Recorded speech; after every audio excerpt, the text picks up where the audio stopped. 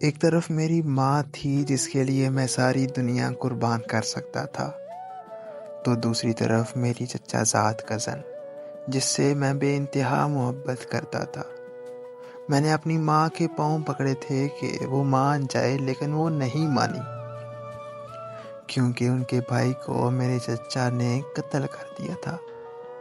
تب سے ہم دونوں خاندانوں کی آپسی دشمنی چل رہی تھی۔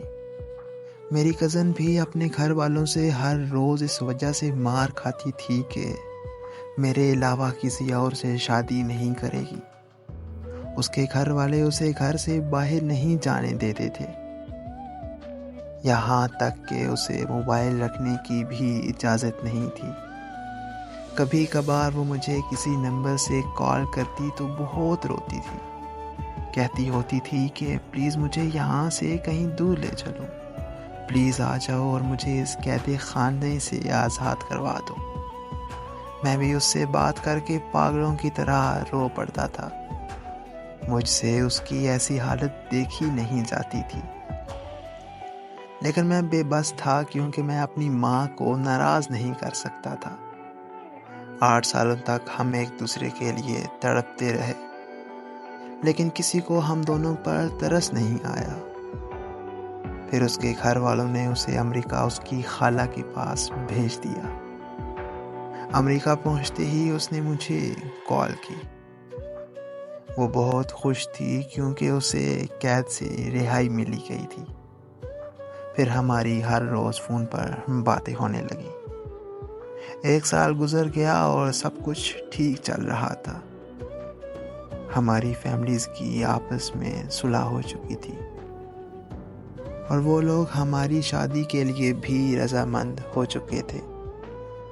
ہم دونوں کی محبت کا سفر کامیاب ہونے جا رہا تھا کہ اچانک اس نے اپنی خالہ کا گھر چھوڑ دیا اور کسی گورے کے ساتھ شادی کر لی۔ اس خبر نے میری دنیا ہلا کر رکھ دی تھی۔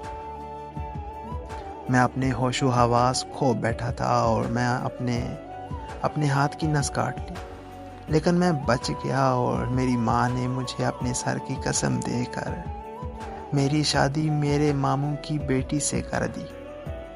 1 سال تک میں نے اپنی بیوی کو اس کا حق نہیں دیا، لیکن پھر میرا درد کم ہونے لگا تو میں نے اپنی بیوی کو اپنا لیا۔ میں اپنی شادی شدہ زندگی ہنسی خوشی گزار رہا تھا کہ میری وہ بے وفا کزن واپس پاکستان آ گئی۔ میرے پاؤں پڑ کر معافی مانگنے لگی، لیکن میں نے اسے معاف نہیں کیا اور دھکے مار کر گھر سے نکال دیا۔ اس کے اپنے گھر والوں نے بھی اس کے ساتھ یہی سلوک کیا۔ وہ واپس امریکہ چلی گئی اور پھر 3 دن بعد خبر ملی کہ وہ اس دنیا میں نہیں رہی۔ اس کی موت کے بعد مجھے پتہ چلا کہ وہ بے وفا نہیں تھی اور نہ ہی اس نے کسی گورے کے ساتھ شادی کی تھی، بلکہ وہ پچھلے 1 سال سے کینسر جیسی خطرناک بیماری سے لڑ رہی تھی۔ اسے جب خود کی بیماری کا پتہ چلا تو وہ سب سے دور چلی گئی اور افواہ پھیلا دی کہ اس نے کسی گورے سے شادی کر لی ہے۔ اور جب وہ مرنے کے قریب تھی تو وہ سب سے ملنے پاکستان آئی، مگر پاکستان میں اسے کسی نے معاف نہیں کیا، بلکہ سب نے دھکے مار کر بھگا دیا۔ اسے ڈاکٹرز نے سفر کرنے سے منع کیا تھا، پھر بھی وہ ایک بار سب سے ملنا چاہتی تھی، اسی لیے وہ پاکستان آئی تھی۔ کاش میں اس کے پیار کو سمجھ پاتا اور اسے معاف کر دیتا۔ وہ تو بیچاری میرے پاؤں میں بیٹھی رو رہی تھی، مگر میں نے اسے دھکے مار کر اپنے گھر سے نکال دیا۔ بے وفا وہ نہیں بلکہ میں نکلا۔